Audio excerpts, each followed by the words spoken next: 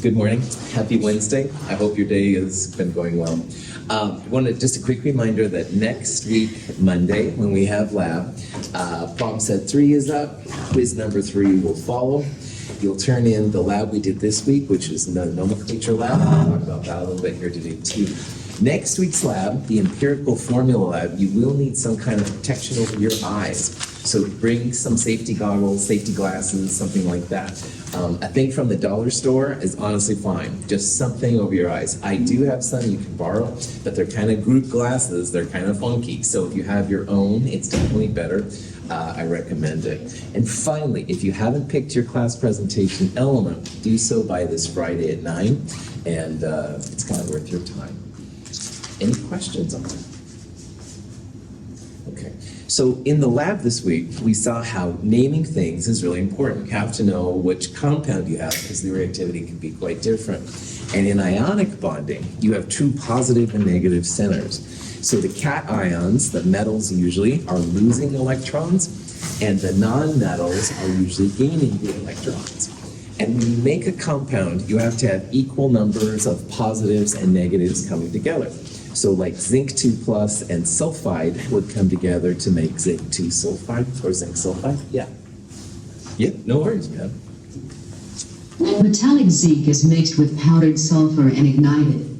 A powerful reaction takes place that produces zinc sulfide, a compound containing only sulfur and zinc. When you have an ionic compound form, it's usually very exothermic. There's a lot of energy being given off. And this is one where zinc and sulfide is given off. Another example that I think I showed you a video of last chapter was sodium. When sodium and chlorine react, the sodium transfers an electron to the chlorine, forming oppositely charged ions. Although the compound has no net charge, its component ions of opposite charge attract each other to form ionic bonds. In turn, these ions are attracted to others, and an ionic solid called a crystal lattice is created. Ionic compounds have the capacity to form strings of atoms, alternating positive, negative, positive, negative. So it's not that you have individual sodium chlorides, you actually have a whole bunch of them put together. So in this little picture, the chloride is green and the sodium is red. So you can see this red one has chlorides in all directions. If you're one of the ones in the middle, you'd have one left, right, front, back, top, bottom. So it's very, very strong. It's not just one to one, it's actually a whole bunch of them together. And this is one of the reasons why ionic bonding makes such strong compounds, very, very intense charges. This is another ionic compound, but with a polyatomic ion. This is the ammonium cation. And ammonium is a nitrogen with 4 hydrogens around it. That positive center is attracted to a chloride, which in this one is kind of that gold color. And you can see it's 3-dimensional. So every chloride has multiple ammoniums around it, and every ammonium has multiple chlorides around it. These ionic compounds are pretty strong. The name of the game, though, when you're making a compound is to have equal numbers of positives and negatives. On the Earth here, we live around lots of oxygen and water, and both water and oxygen will attack individual charges unless there's something else around it. So in what we're doing right now, and in this nomenclature lab, make sure that your positives and negatives are balanced. So when calcium, which is a group 2A metal, we saw, a fixed charge metal, reacts with fluoride, fluoride's in group 7A, 7 minus 8 minus 1. When you put them together, initially, the positive 2 and the negative 1, you don't have enough negatives to make the overall charge 0. So calcium fluoride always has 2 negative 1 fluorides. And that balances the positive 2 charge. So CaF2 would be the formula for calcium fluoride. And you can have all different combinations. Here's an example of nitrate, the polyatomic ion nitrate. Nitrate has a negative 1 charge, and magnesium, like calcium, is positive 2. So neutrality is the name of the game. You're going to need 2 nitrates for every 1 magnesium. So magnesium nitrate would be Mg parentheses NO3 parentheses 2. Notice that this is what happens when you have more than one polyatomic ion. You wouldn't put parentheses around the F, for example, and if there's only one polyatomic ion, you wouldn't use parentheses either. But if you didn't have parentheses here, it might look like NO3 or 32 oxygens with a nitrogen. And that's just crazy talk. So anyway, if you have more than one polyatomic ion, put parentheses around it. But don't get crazy with your parentheses, all right? Don't put them around the F and stuff like that. Only if there's more than one polyatomic ion. If you have a variable charge metal, remember that you need to have some kind of Roman numeral to tell the other scientists what it is. So this is an example of an iron 2+ center reacting with phosphate and other polyatomic ions. Now phosphate has a -3 and iron has a +2. So again, remember the name of the game is neutrality. 3 times 2 is 6. And if you use that common denominator, then 6 divided by 2 means you're going to need 3 irons. 6 divided by 3 means you're going to need 2 phosphates. So again, I put the parentheses around the phosphates because I needed to show that there was 2 of them. We would name this one iron 2 phosphate. Now, if this would have been an iron +3 instead of a +2, then I would have had +3 to -3, 1 to 1. So iron 3 phosphate is FePO4. No parentheses because only one phosphate. And the hip chemist should know that phosphate's -3, so you're going to need one +3 iron to balance it out. Any questions on that? The reaction of sodium and chlorine is a vigorous one. We use sand to protect the flask from excessive heat.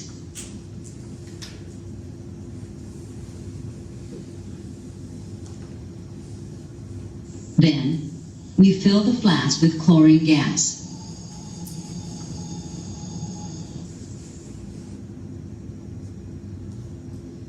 Next, we add sodium. And then a few drops of water to activate the reaction.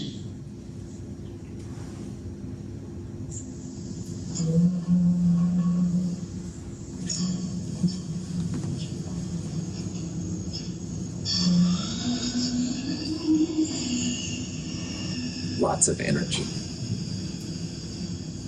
The reaction produces sodium chloride. When sodium and chlorine react, the sodium transfers an electron to the chlorine, forming oppositely charged ions.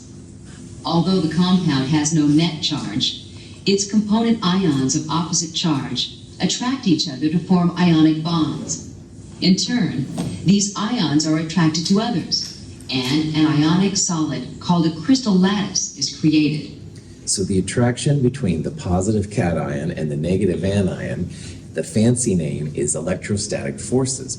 And electrostatic forces is just the positives, negatives attracting, while positives and positives repel, and negatives repel. It's the fancy name for the glue, if you will, which holds these atoms together. And it's very, very strong. This energy that you see released right there and the kind of flame and stuff, that's the energy that's actually being saved as you make this crystal lattice. And if you want to break this crystal lattice, you're going to have to do some pretty powerful stuff because there's a lot of energy savings making this. A crystal of potassium bromide has a distinctive shape with perpendicular edges. This shape directly reflects the arrangement of the ions in the crystal lattice. The compound is composed of alternating potassium ions and bromide ions. Sometimes the crystal lattice is so strong, you can actually see on our world, the macroscopic world, what's happening on the atomic world. These individuals' positive, negative centers are very, very strong, and you can see this in this kind of crystal structure. It's amazing how powerful they are. Now, a person named Coulomb studied electrostatic forces, and he created what's called Coulomb's law now, which is a way to describe how powerful these things can actually be. And Coulomb's law in physics, if you take physics, will be something you'll do a lot with. But in chemistry, we're just going to talk about what Coulomb's law means for us, but we won't actually calculate the newtons of force and stuff that you will do in physics. This is the full version of Coulomb's law right here. And the force right there is how strong your electrostatic force is, like how strong that positive negative is. And there's a constant and a negative, don't worry about that. But what I do want you to look at is how the force between the ions depends on a numerator and a denominator, a top and the bottom. The top part is the number of charges, positives and negatives, all right? And the bottom part is the distance between the ions together, all right?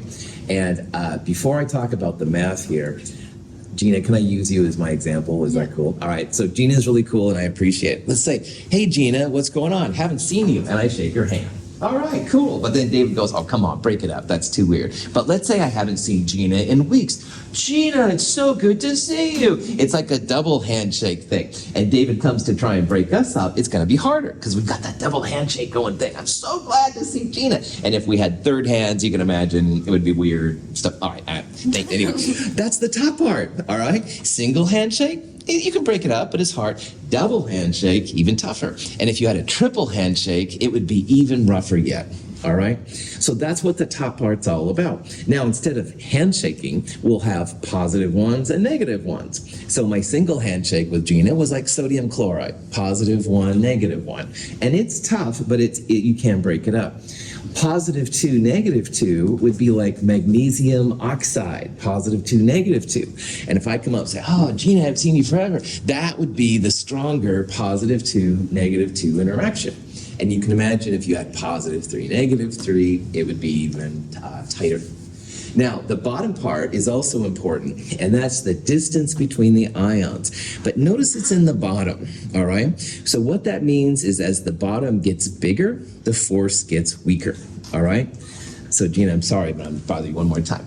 Gina, I haven't seen you in a long time. I shake her hand, but then, oh, David's over there. Oh, what? David, you need me? Oh, come on, but I want to say hi to Gina. Oh, man, just pinkies. Oh. Thank you, Gina. Anyway, that's the distance part, all right? If I get close, it's pretty strong, but I gotta get farther and farther. That distance value goes up, the force goes down, until finally the bond will actually break, all right? So, Gina, you rock for doing this. Here's boring math with chemistry examples, which I don't think is as fun as shaking Gina's hand, but here's the idea. So positives and negatives come together. There's going to be some kind of distance d between them, all right? The top part is the number of charges, positive 1, negative 1 versus positive 2, negative 2. Single handshake is strong, but double handshake is even stronger, all right? And if you had a triple handshake, that would be stronger yet. Now, here's the distance part, all right? If those two centers are close together, it's going to be a strong bond. But as it gets farther and farther and farther away, it's going to be weaker. So that's how we're going to use Coulomb's law. You're not going to calculate things with it, but I do want you to understand this handshaking idea I just did with Gina, because it's super important stuff we'll start talking about. What's the role of the proportionality constant? If you need to calculate the newtons of force, which is something you will do in physics, you'll need this value in there, all right? But again, we're not going to use the proportionality constant. You won't be calculating newtons. You just need to understand how the charges affect the force and how the distance between them affects it. But in physics, this is super important stuff. Questions? Okay. So, as the ion charge increases, i.e. as you go from a single handshake to a double handshake, positive 1, negative 1 to positive 2, negative 2, your force is going to increase as well, all right? It gets harder and harder to break up those handshaking.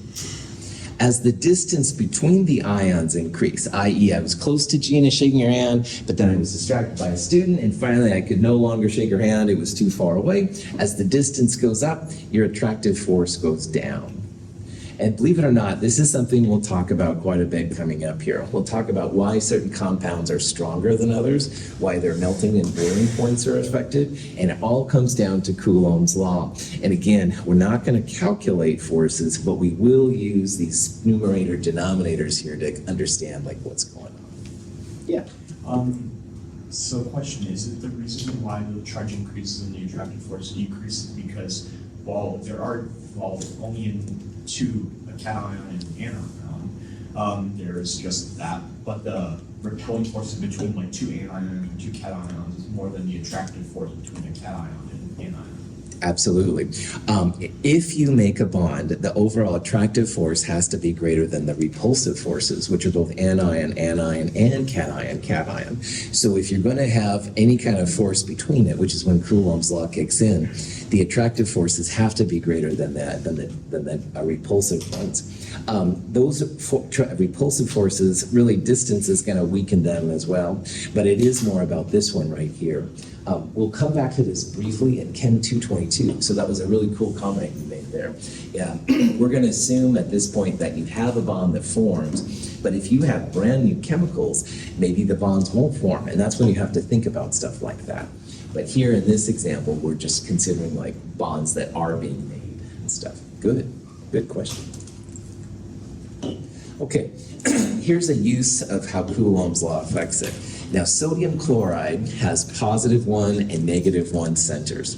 So this is when I first shook Gina's hand and said, hey, Gina, what's going on? All right, +1, -1, very strong. Now, water has a melting point of 0 Celsius, freezing water, all right? Sodium chloride, table salt, if you want to turn that solid into a liquid, 800 degrees, all right? This is very, very hardcore compared to water melting, all right? And that's just showing how strong this +1, -1 is. However, if you bump this up to magnesium oxide, +2, -2, whoa, melting point goes up a lot. And it's not so much about the mass, it's just, again, Coulomb's law, +1, -1 single handshake versus +2, -2. These hold on to each other a lot more than the +1, -1 does. So we'll see some examples of this coming up here. That's why, Gina, I appreciate you doing my handshakes with me and stuff. So, any questions? Now, in addition to ionic compounds, though, there's a lot of covalent compounds. And covalent compounds don't have ions, no positives and negatives here. All the covalent bonds, they share electrons, all right? And what we talked about in the lab is that the covalent bonds, they all are nonmetals with nonmetals. So nitrogen dioxide, carbon dioxide, and boron trichloride are definitely ones that we talked about, the kind of things we talked about on Monday. Now, methane, CH4, is another kind of a compound. This is an example of an organic chemistry compound, and they have some of their own rules for that, all right? So we're not going to worry about that, but I think I would be remiss, if I didn't show you one, because this is a big part of organic chemistry. So all of these compounds don't have positive, negative centers. They're sharing their electrons. The form of the formula is really important. So carbon dioxide is always CO2 and it's never O2C, all right? And we're going to see that the second atom listed is the one that's more negative. It's got more electrons, and that's what the chemists are always interested in. So chloride is more negative than boron. Nitrogen is more positive than oxygen. You always change the second atom to an IDE ending. And if you have more than one, that's when the Greek prefixes start kicking in. You always put a Greek prefix in front of the second atom. You only put a Greek prefix in front of the first one if there's more than one.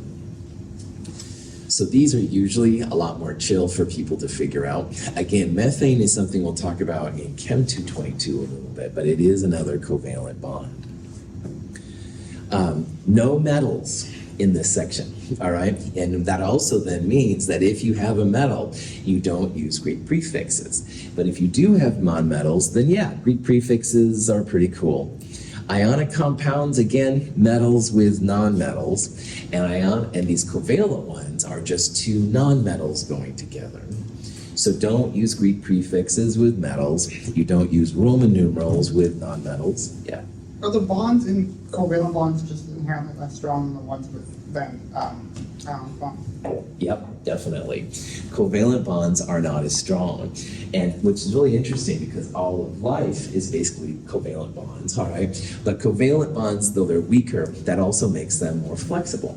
And so you can have things react a lot faster, and they'll go. If you had all ionic bonds, it would take so much more energy and it would take a lot longer. So covalent bonds are awesome for life. They're weaker, but that's better in this case, which is a little bit of a contradiction at first. Greek prefixes, mono, di, tri, all that kind of stuff, pretty chill. Once in a while, you'll see water listed as dihydrogen monoxide, which would be its official name, and that's totally cool. Dihydrogen would be 2 hydrogens. Mono or monoxide, either way, would be oxygen.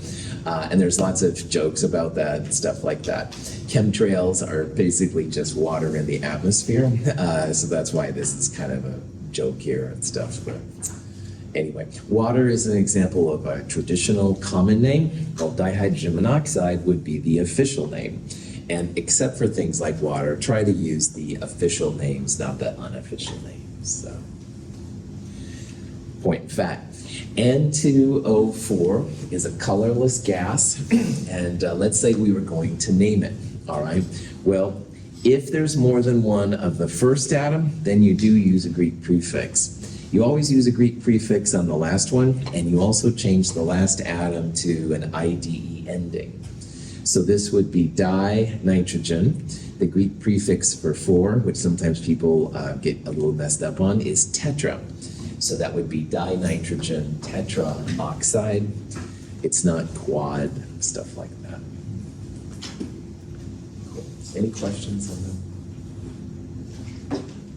Okay, so there's 3 types of naming. First one again, fixed charge metal plus nonmetal, ionic. Aluminum oxide would be an example of that. Now remember, fixed charge metals, groups 1A and 2A, and the stairs we talked about a lot on Monday. Those are the only metals that chemists know what their charge is all the time. So the hip chemist knows that aluminum is +3, and it's never going to be anything else but that. So how does a metal and a gas compound mix together? How does that work? Okay, we're talking about naming here. That's a reactivity question. We'll talk about reactivity in chapter 4, part 1. So hold on to that thought. But for right now, when it comes down to naming, main group metals, which are the fixed charge metals plus nonmetals, you don't need Greek prefixes and you don't need Roman numerals, and you shouldn't use either one of them. Now, there's more than that though. Variable charge metals plus nonmetals means it has a metal that's not fixed charge metal. So remember, fixed charge metal, 1A, 2A, and the stairs, all the other metals, everything to the left of that metalloid line, is going to be variable charge. I don't know what iron is in a compound unless I get a hint, all right? I have a PhD, so don't feel bad about yourself either. All right, you've got to put Roman numerals with the variable charge metals. So Fe2O3, this is an iron +3. Oxygen is always -2, iron 3 oxide. And the reason this is important is because I could say, hey, Rory, go get me some iron oxide, and she'd be like, whoa, there's Fe2O3 and FeO, so we need a way as chemists to communicate with each other as to what the formula actually is. So Roman numerals, definitely king in this area. And then finally, the nonmetals and nonmetals is when you use those Greek prefixes. The form of the formula is important. So P2O3 is always P2O3. It's not O3P2. And that tells the chemist that phosphorus is not as much into electrons as oxygen. And that'll be important. So if I said, hey, David, go get me some phosphorus oxide, there's actually several different kinds. And he would see P2O3, P2O5. So this is where the Greek prefixes are used. Diphosphorus trioxide would be P2O3, diphosphorus pentaoxide or pentoxide, and I don't care which one you use, would be P2O5, et cetera, et cetera. Now, another thing I'm going to bring up right now that's part of the lab are acids and bases. And in a reaction, all right, which we will start talking about pretty soon, in a reaction, you need an energy source to make it happen. And this is something we'll talk about. And a real common form of energy for reactions is through acids and bases. And acids and bases are super important in chemistry. Now, in terms of acids, if you see a compound with a hydrogen listed first, that means it's an acid. Most hydrogens are pretty boring, honestly. They kind of sit around.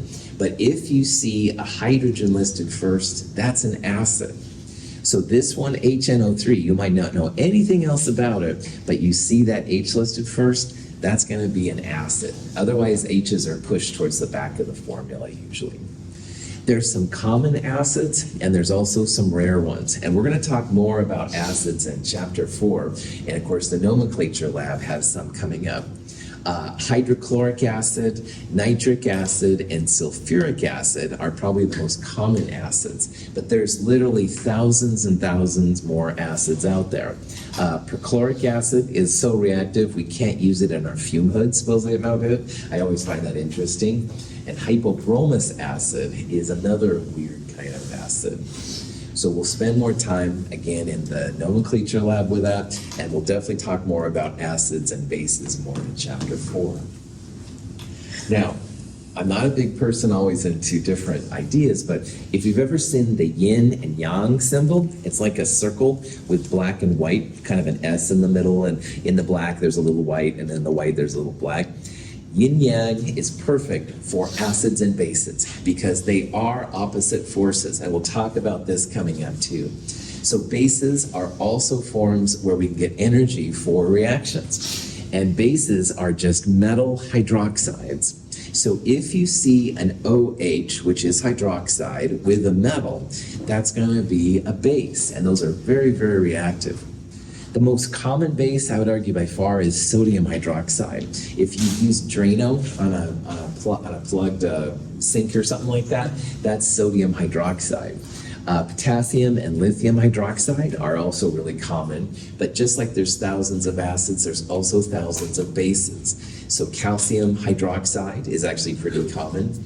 This would be iron 3 hydroxide. But again, notice all of these are metals. If you see a compound, for example, water, which is hydrogen with an OH, HOH, that's not really a base. And we'll talk about that more coming up. Is OH always going to be the end of the naming? Good call. Yes, with metals it will be. That's right. The positive part always goes first. Well, 99% of the time goes first in chemistry, and the negative part is last. And the negative would be the OH. Right on. So yeah, so there's lots and lots of acids and bases out there. Just kind of, I want to put this in your mind and start having you think about things. Other questions?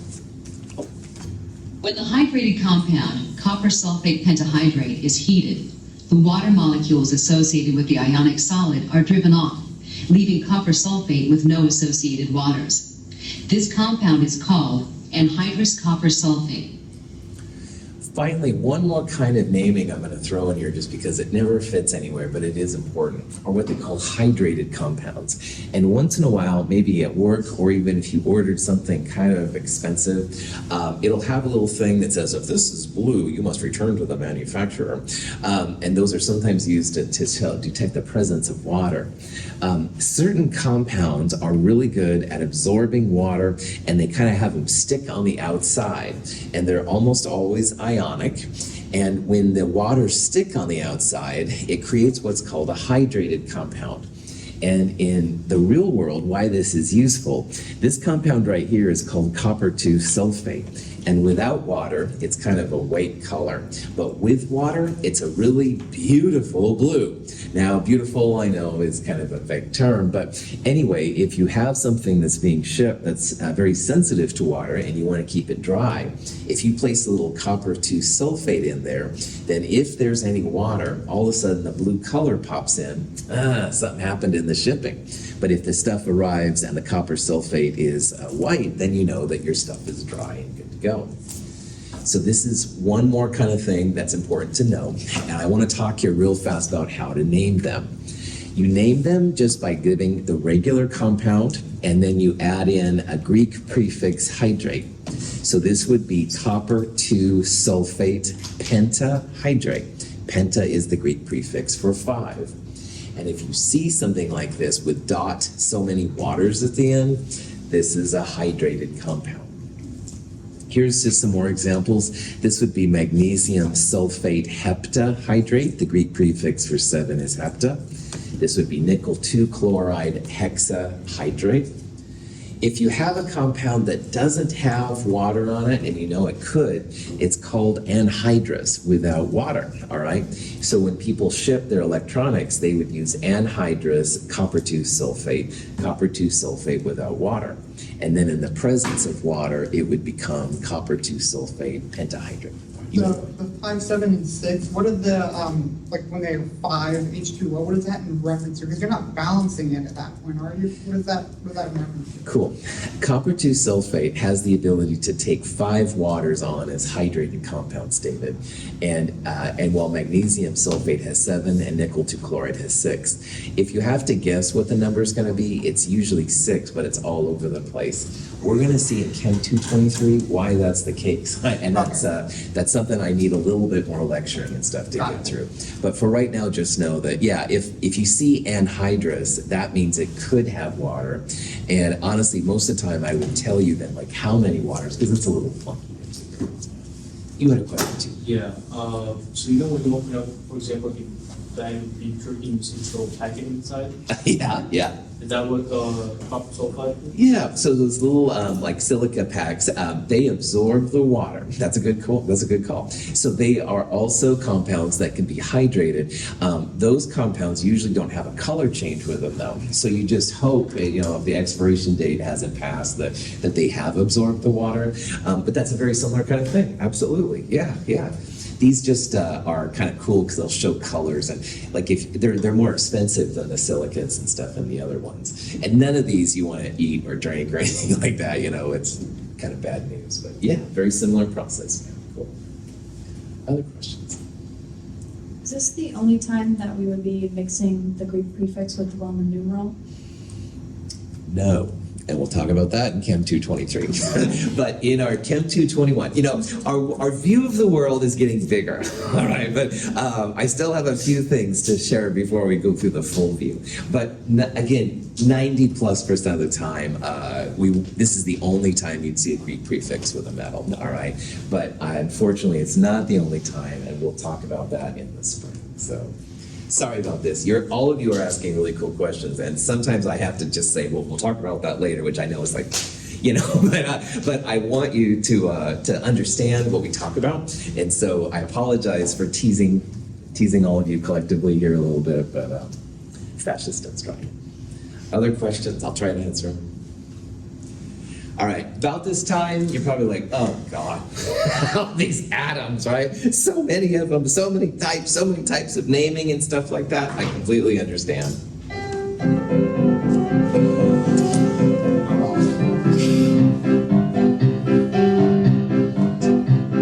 There's antimony, arsenic, aluminum, selenium, and hydrogen, and oxygen, and nitrogen, and rhenium, and nickel, neodymium, neptunium, germanium, and iron, americium, ruthenium, uranium, europium, zirconium, lutetium, vanadium, and lanthanum, and osmium, and astatine, and radium, and gold, protactinium, and indium, and gallium, and iodine, and thorium, and thulium, and thallium. There's yttrium, ytterbium, actinium, rubidium, and boron, gadolinium, niobium, iridium, and strontium, and silicon, and silver, and samarium, and bismuth, chromium, lithium, beryllium, and barium.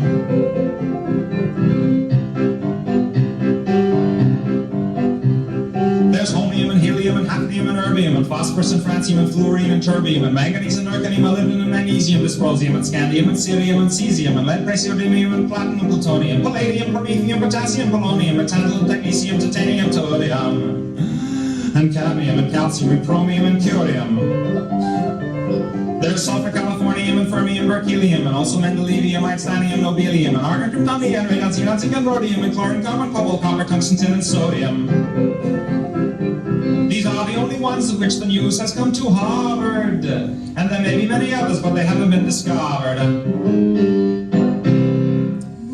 Anyway, this guy's name, Tom Lehrer, was a Harvard dude, and he did a lot of piano, and this became more famous than anything else, and this is his famous song, and once in a while you'll hear people in different TV shows like singing it and stuff. I don't sing this myself, but it is kind of a cool song.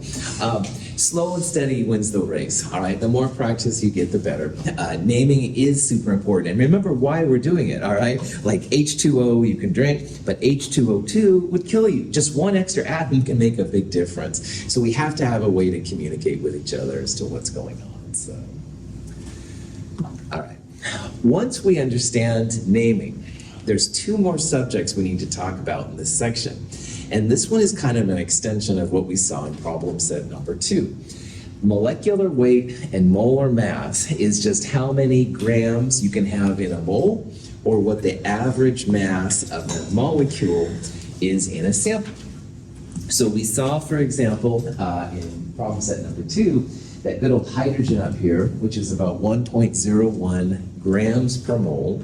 That 1.01 can also mean the average mass of one atom of hydrogen, all right? Well, now we're going to extend this to compounds. So H2O is 2 hydrogens and an oxygen, and hydrogen is about 1 gram per mole. Oxygen is about 16 grams per mole. So H2O would be 2 times the 1 for hydrogen plus 16 for oxygen. 18 grams per mole is the molar mass of water, all right? And the molecular weight for water, the average mass of a molecule, would also be that same number. The difference is this would be in atomic mass units, which is kind of interesting, but it's not very helpful. So it's the same kind of game we played in problem set 2, it's just now we're thinking about compounds relative to individual atoms and elements. So let's look at an example. Some of you might, if you're 21 and over, want to have a drink. I mean, ethanol is drinking, just say no. Okay, if you hate me, it's all right. Anyway, drinking alcohol, the alcohol that gets you drunk is ethanol, all right? So ethanol actually has a lot of purposes besides drinking, but of course my jokes are corny, so I have to use it. But anyway, ethanol is C2H6O. Is this an acid? No, right on. The hydrogens are not listed first, all right? If there was a hydrogen listed first, maybe acidic, but no hydrogens here listed first. So all of these hydrogens are non-acidic, and we'll talk about this more later too. But anyway, let's say you wanted to find the molar mass of ethanol. Well, first of all, you need the formula, C2H6O. Carbon on the periodic table to the 100th space is 12.01 grams per mole. And there's 2 of them, so that would be about 24 grams per mole. There are 6 hydrogens, and to the 100th place, 1.01 is the molar mass. So this would be the grams from hydrogen.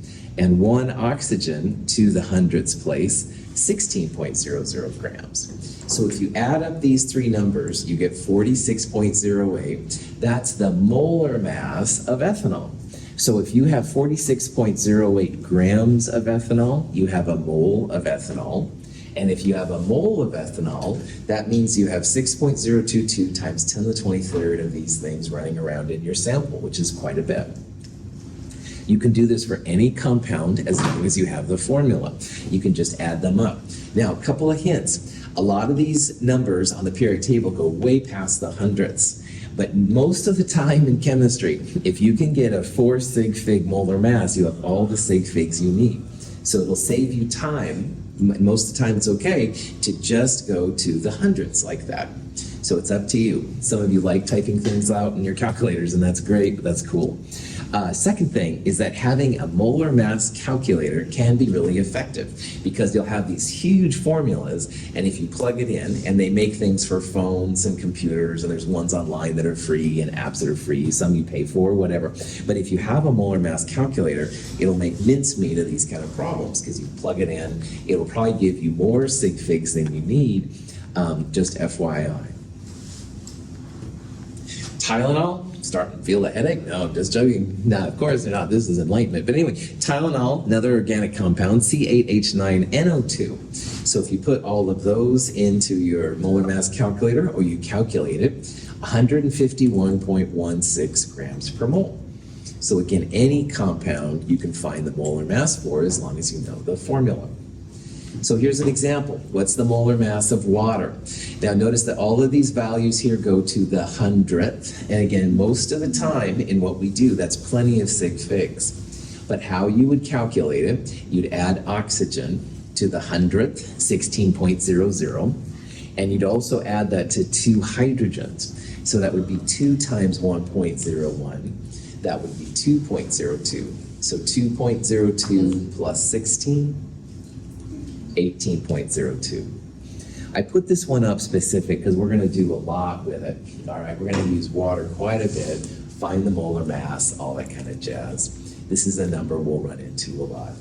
And again, most of the time, 4 sig figs is fine. It's 18.015. If you go out to another one, after that, I don't know what it is because I don't use it that much. So again, trying to rein in your sig figs will actually help. I know sig figs are a pain, but they will help you here.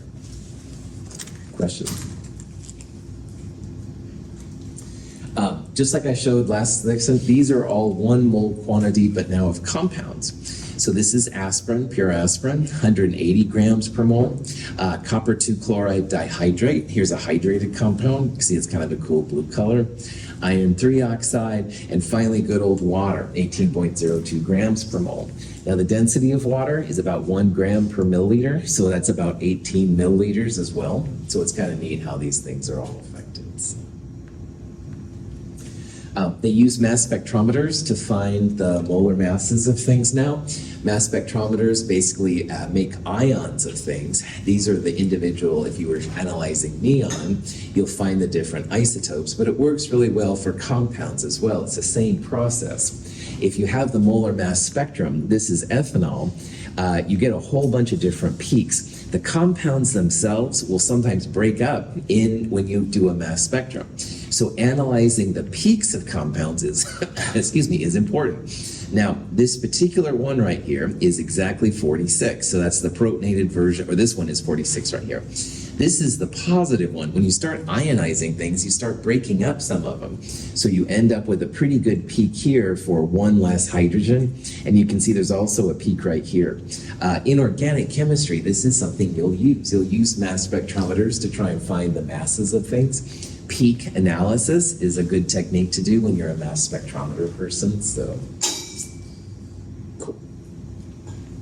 So, let's say that you are thinking here in terms of chemistry and not drinking it itself. But anyway, let's say that a standard can of beer has 21.3 grams of pure ethanol in it. Now, normally beer, of course, has a lot of water, probably hops, stuff like that in it. I don't know.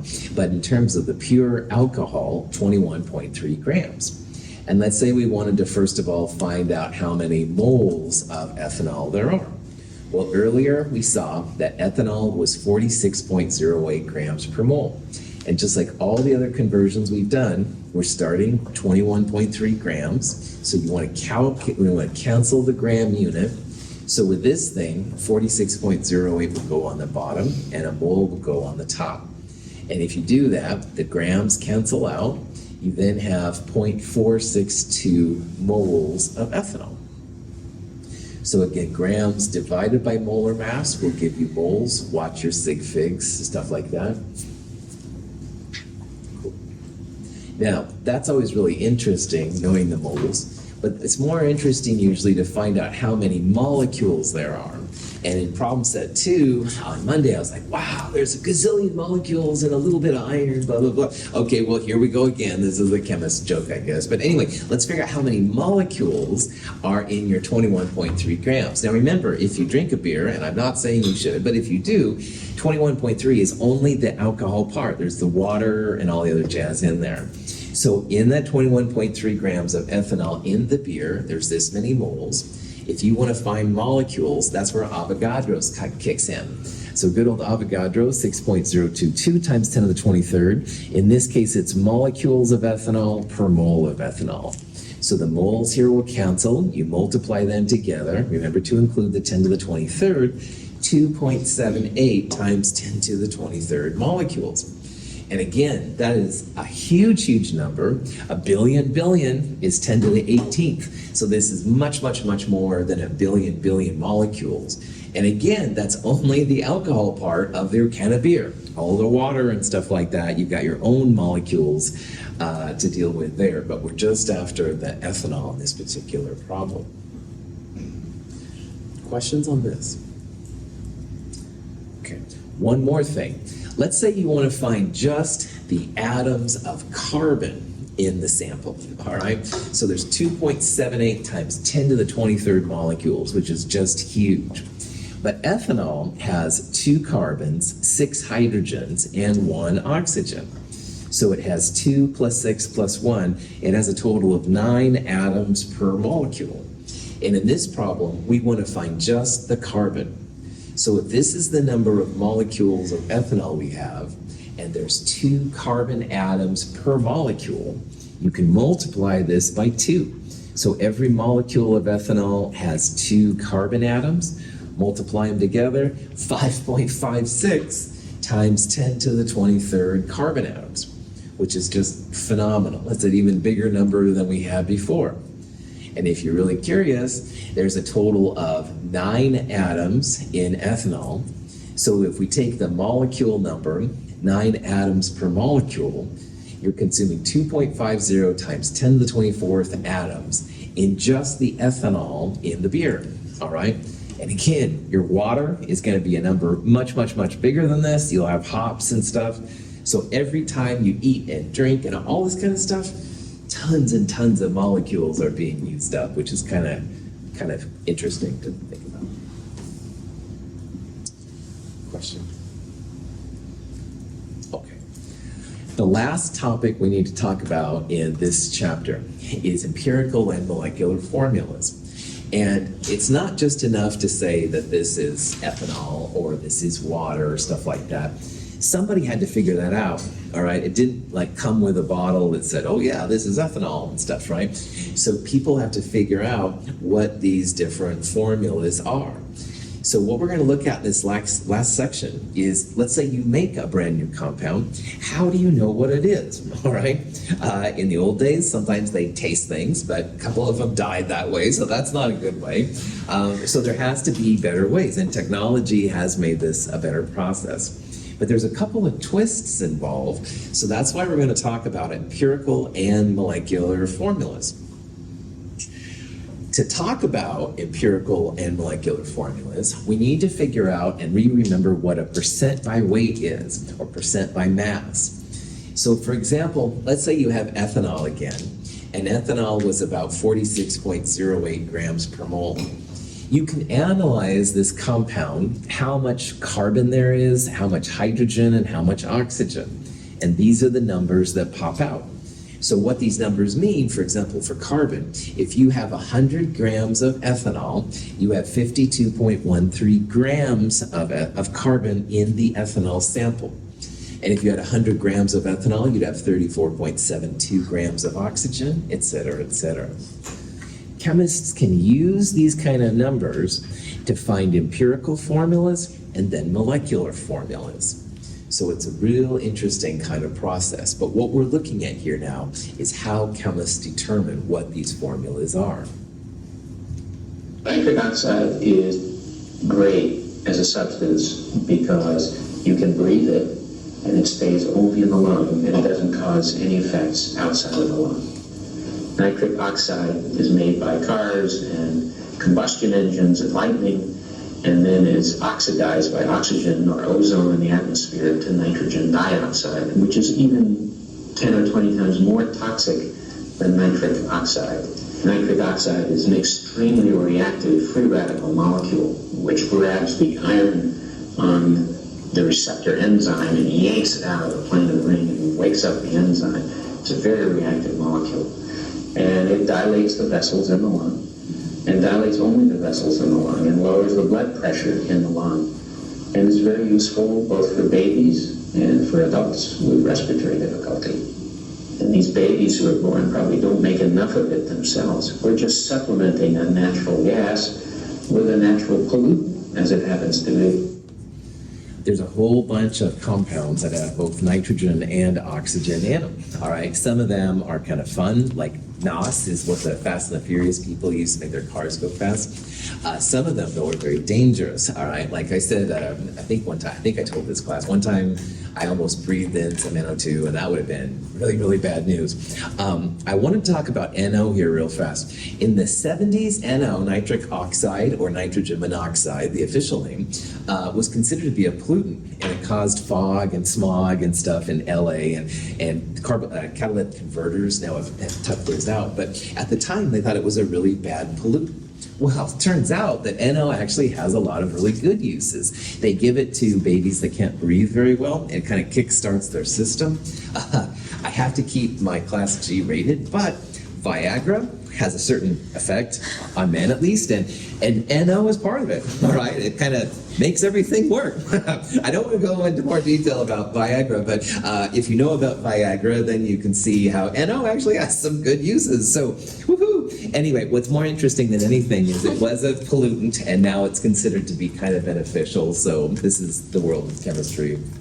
All right. We'll talk more about percent composition on Friday. Thank you for being here. I'll see you on Friday.